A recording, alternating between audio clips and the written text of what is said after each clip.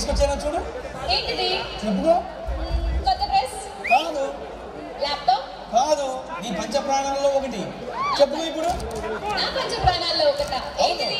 చెప్పుకో. New phone. Your iPhone.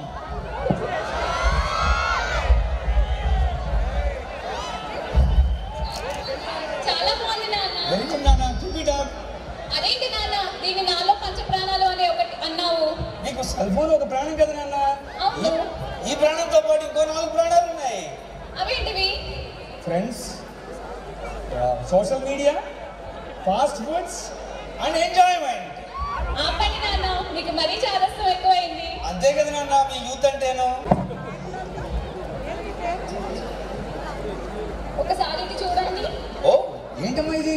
చాలా బాగుంది. ఇది లభించేది మీరిచ్చిందే నాన్న. అవునా? నేను ఇచ్చింది ఇందాక దానికన్నా చాలా బాగుంది. అవును నాన్న, దీనికి స్క్రీన్ కార్డ్ వేయించాను. ఇదేనా స్క్రీన్ గార్డ్ అంటేను? అవును నాన్న. వెనకాల ఏంటి ఇంత అందంగా కనబడుతుంది? బ్యాక్ కవర్ వేయించాను నాన్న. అవునా? ఎవరైనా వేయించమని చెప్పారా నీకు? లేదు నాన్న. మరి కంపెనీ వాళ్ళు ఇది నీకు చెప్పుంటారు కదా, అయినా ఎందుకు వేయించావు? నాకు అనిపించింది కాబట్టి వేయించాను నాన్న. మరి ఈ ఫోను 3 లేక 4 సంవత్సరాలు పనిచేస్తుంది కదా, ఈ స్క్రీన్ గార్డు ఈ కవర్ వేయడం వలన దానికన్నా ఇంకా ఎక్కువ రోజులు పనిచేయడం అందంగా కూడా కనిపిస్తుంది కదా. అవును నాన్న. అలాగే మీ మోడర్న్ డ్రెస్సుల్లో ఇంకా సాంప్రదాయత ఉండేట్లాగా మీరు బట్టలు కట్టుకుంటే ఇంకా అంత అందంగా ఉంటుంది కదా, తర్వాత ప్రొడక్షన్ కూడా ఉంటుంది కదా నాన్న. నాకు అర్థమైంది నాన్న, నేను ఇప్పుడే వస్తాను. తల్లి, ఇప్పుడు నువ్వు అర్థం చేసుకున్నాను నాన్న. నాలాంటి తండ్రి ఇలాంటి పిల్లలు ఎంతో అర్థం చేసుకుంటే అందరూ చాలా ఆనందంగా ఉంటారు కదా. Thank you for giving a performance.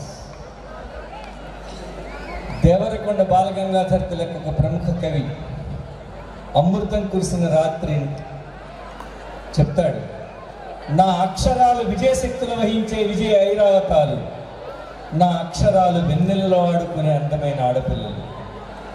ప్రకృతికి సాంప్రదాయతకు ఇల్లు నిలబడడానికి సృష్టికి ప్రతి సృష్టికి ప్రతీకగా ఆడపిల్లలు చెప్తారు. కాబట్టి సాంప్రదాయపూర్వకమైనటువంటి దుస్తులు ఏ మాత్రమో ఆడపిల్లల అందాన్ని తగ్గించవు, మరింత ఇనుమడింప చేస్తాయి. కాబట్టి భారతీయ సంస్కృతిని, విలువలను, గుర్తింపును కాపాడుకుందామని తెలియజెప్పే ఈ చిన్న ప్రయత్నం చేసిన ఎలక్ట్రికల్ ఇంజనీరింగ్ ప్రొఫెసర్ మన శివకుమార్ గారికి, చిన్నారి లిఖితకు థ్యాంక్ యూ సార్. త్రిగుణాత్మకమైన ప్రకృతి శక్తికి ప్రతీకయే స్త్రీ. మనిషిలో నిగూఢంగా ఉన్న కోపం, ద్వేషం, అసూయ, పగ, అహంకారాలకు ప్రతీకగా మహిషాసురుడు మనిషిలో ఉన్న రాక్షస భావాలను మాతృమూర్తిలా సంహరించి మనస్సు, శరీరం మరియు ఆత్మలో ఉన్న ప్రతికూలతలను దూరం చేసే శక్తిగా స్త్రీతత్వం ఆవిష్కృతం చేసే దిశగా మా ఈ నృత్య ప్రదర్శన.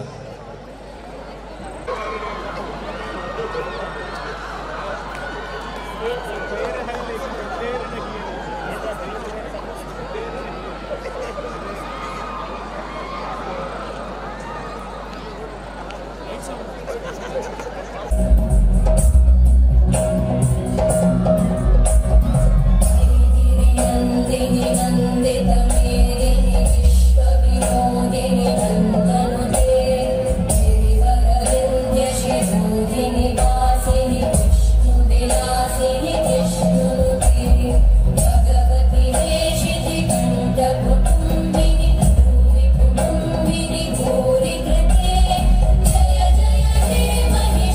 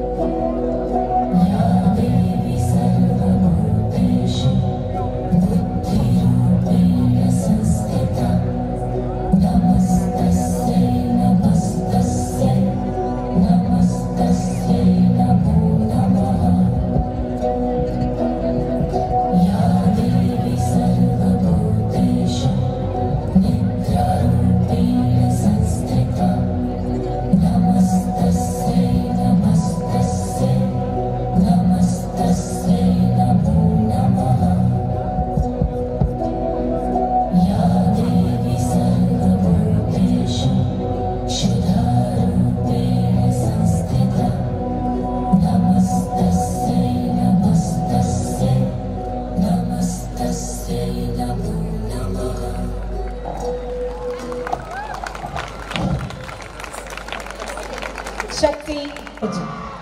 It embodies dynamic energy responsible for the creation and maintenance of the universe.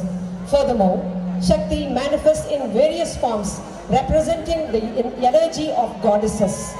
These manifestations range from the gentle and benevolent Parvati, consort of Shiva, to the formidable Kali, embodying the force that indicates evil, and Durga, the warrior who vanquishes threats to the universal stability.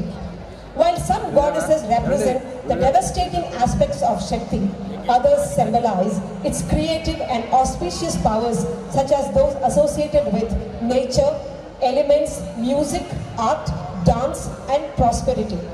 Beyond its divine associations, Shakti also embodies unity in diversity among women. Much like the goddesses who remain united despite their diverse forms, women in India, cultural, linguistic, religious, and regional backgrounds. This unity in diversity is a distinctive feature of our nation, binding women together in the pursuit of peace and harmony. Moreover, Shakti serves as an embodiment of responsibility in various roles, including those of a mother, daughter, sister, wife, and a teacher. Undoubtedly, women are contributing significantly to India's economic growth and prosperity, playing indispensable roles in sustaining the universe's balance. Let us all acknowledge and honor the remarkable collective efforts of this powerful force of women. Those unwavering dedication and tireless work have been instrumental in positively transforming the lives of millions of people around the globe. Thank you.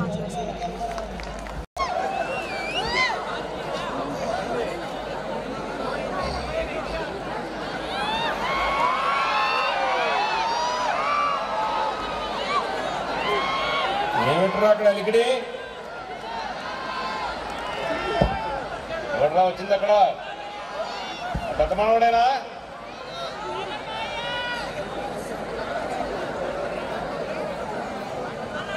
ఎవడో మాట్లాడితే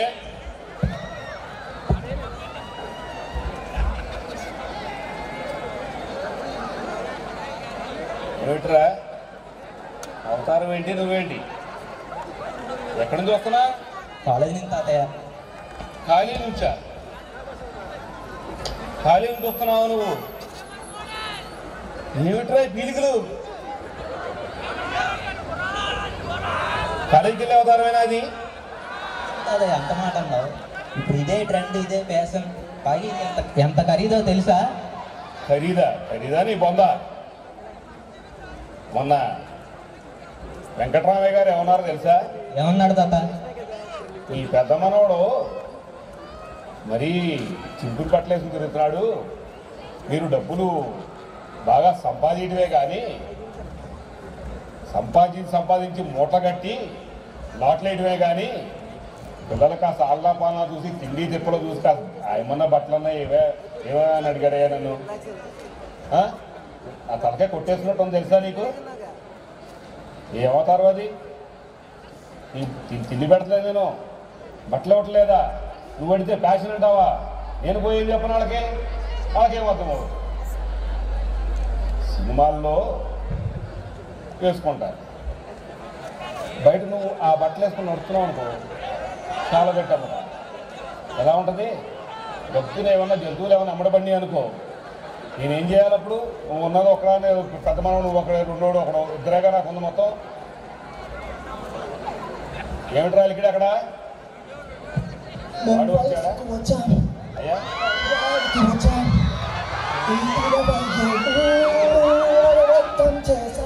ఏమిటి ఏ బయట ఉన్నాడు? ఏమిటా ఇల్లు కాలేదు తాతయ్య, ఇలాగ ట్రెండ్గా ఒక్క నిమిషం వాళ్ళు ఇది తిరుగు. చెప్తే ఏమిటి స్టైల్ తాతయ్య, ఇలా అయింది? అది కూడా స్టైలే. ఇటు పోయితే మధ్యలో ఉంటుంది, అది స్టైల్. మొన్న బస్ స్టాప్కి వెళ్ళి బస్సు ఎక్కుదామని అక్కడ కూర్చున్నా.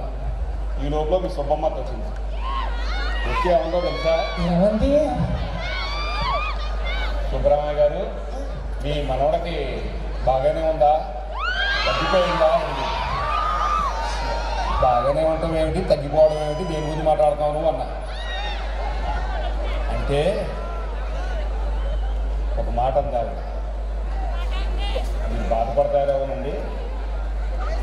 ఈ మధ్యన మీవాడు ఉడిగించుకొని జుట్టంతా ఒక పక్కన కట్ చేసుకుని ఉంది. ఈ మాయదారి కోవిడ్ వెళ్ళిన కాడ నుంచి చాలామందికి బ్రెయిన్ ప్రాబ్లమ్స్ వచ్చి ఆ ఆపరేషన్స్ నిమిత్తం ఒక పక్కనంతా జుట్టు కత్తిరించేసి ఆపరేషన్ చేస్తున్నారంట. అటువంటి ఆపరేషన్ ఏమన్నా మీ అబ్బాయికి ఏమన్నా మీ మనవాడికి ఏమన్నా పొరపాటున పడిందా అని అడిగిందారు. నాకు తలకాయ కొట్టేసుకున్నట్టు ఉందనుకో.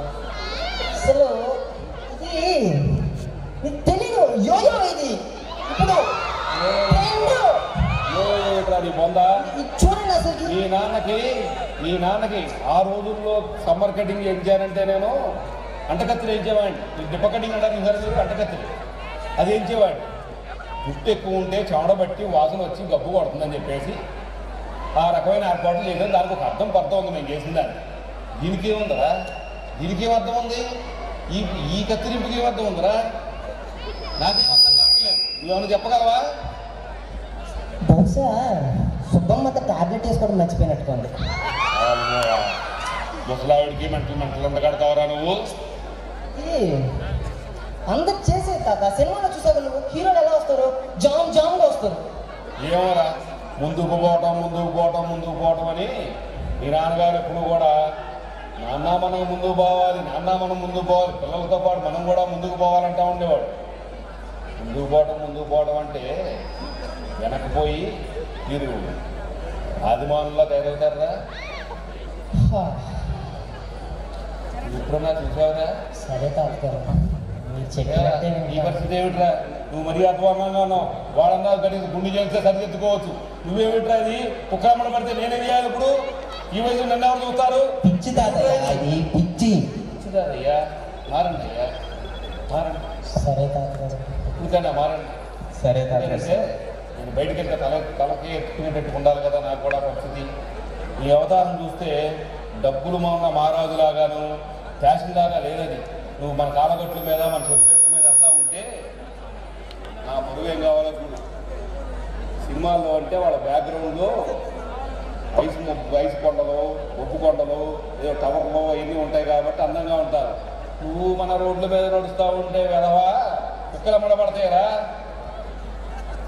మారండి, ఇకనైనా మారండి. అలాగే తాతగారు, మారండి.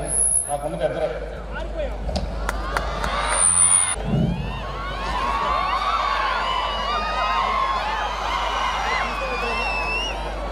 My dear student friends, ఈ 26 సంవత్సరాల కాలేజీ డేలు చూసిన వ్యక్తిగా మన ప్రిన్సిపాల్ గారి కోరిక మేరకు ఒక చిన్న మెసేజ్ ఇద్దామనిపించింది. సో ఇదే మెసేజ్, డోంట్ థింక్ అదర్వైజ్. ఎందుకనంటే మా సుదీర్ఘ ప్రయాణంలో కొన్ని వేల ఇష్యూస్ వచ్చారు. అయితే డ్రెస్ కోడ్ అవ్వచ్చు, సెల్ ఫోన్ అవ్వచ్చు, ఫేస్బుక్ అవ్వచ్చు, యాక్సిడెంట్ కేసులు అవ్వచ్చు. వీటన్నిటినీ చివరికి బాధపడేది తల్లిదండ్రులు మాత్రమే. మన తల్లిదండ్రులు ఎప్పుడు మా అబ్బాయి ఎలా అనాలి తప్ప తలకాయ ఉంచుకుని మా వాడు ఇలా తప్పు చేశాడనే కాన్సెప్ట్ ఉండకూడదు. ఎందుకు చెబుతున్నానంటే ఒక 4 సంవత్సరాల క్రితం శేషాద్రిరావు గారి విగ్రహం ముందు నేను మీటింగ్ చెబుతున్నాను పిల్లల్ని అట్రాక్ట్ చేస్తూ ప్రిన్సిపాల్గా. అప్పుడు ఒక కారు వెళుతుంది, స్టూడెంట్స్ నన్ను కూడా చూశారు. నేను మీటింగ్ అవ్వలేదండి, కౌతరం యాక్సిడెంట్లో 3 చనిపోయారు. 120 కిలోమీటర్ల స్పీడ్లో నా మీటింగ్ అవ్వలేదు, గుర్తుపెట్టుకోండి. 20 మినిట్స్ మీటింగ్లో అవ్వలేదు. నన్ను చూశారు, నవ్వారు, కౌతరం కాడ చనిపోయారు. అలాగే ఒకరోజు మధ్యాహ్నం బైక్ మీద 3 వెళ్ళి ఈ అడ్డాడ రోడ్డు కాడ పెంజెంటర్ కాడ చనిపోయారు. మేము చనిపోయిన వ్యక్తులు చూస్తున్నాం, వాళ్ళ హాస్పిటల్కి కొన ప్రాణాలతో తీసుకెళ్ళడం జరిగింది. యాక్చువల్గా చూసాం కాబట్టి మీరు తల్లిదండ్రుల్ని గుర్తుపెట్టుకుని ఏ ఇష్యూ కూడా నెగిటివ్. ఇందాక చీఫ్ గెస్ట్ గారు చెప్పారు, ఏం చెప్పారు, వీక్నెసెస్ వల్ల చాలామంది ఇదైపోతున్నారండి. ఆయన triple Nuzvid, he has seen number of issues in Nuzvid itself. కాబట్టి I request all of you, please cooperate your parents first of all. అందరూ బాగుండాలి, అందులో మనం ఉండాలి ప్లీజ్. ఇంకొకటి, ఈ మన డయాస్ మీద చిన్న విషయం, అవుట్ ఆఫ్ ది వే. ఇందాక ఎకనమిక్ టాపర్గా ఒక అమ్మాయి వచ్చిందండి, తేజశ్రీ అని చెప్పి. ఈ అమ్మాయి ఉండవా నుంచో అమ్మాయి. ఈ అమ్మాయి అంటే నాకైతే కొద్ది పరిచయం లేదు, కానీ మన వైస్ ప్రెసిడెంట్ గారు వాళ్ళు ఈ అమ్మాయి ఎవరండి ఏంటి అని అడిగారు. నేను ఒకే మాట అడిగాను, అమ్మ నీ పర్సంటేజ్ ఎంత అంటే 9.6 9.7 అండి. మీ నాన్నగారు ఏం చేస్తారమ్మా అని అడిగాను. జాగ్రత్తగా వినండి, నా కోసం వేరే ఊరి నుంచి నా తల్లిదండ్రులు ఇక్కడికి వచ్చారండి, నేను ఏం చేస్తారని కూడా నాన్నగారు అన్నా. మా నాన్నగారు నిత్య కూలీ అండి, మన కాలేజీలో బెంచీలు కూడా మోసిన వ్యక్తి అండి అన్నాడు. సో అటువంటి రోజులు రావాలి. Please give a big hand to Tejashree please. I request all of you. అటువంటి రోజులు వచ్చిన రోజున డెఫినెట్గా మన పేరెంట్స్ని అప్గ్రేడ్ చేసినట్టు అవుతుంది. ఈ హెయిర్ కటింగ్ కానీ, సెల్ ఫోన్ కానీ, బైక్ యాక్సిడెంట్లు కానీ, ఇవన్నీ కూడా ఆ రోజు నుంచి మటువైపోతాయి. Thank you very much.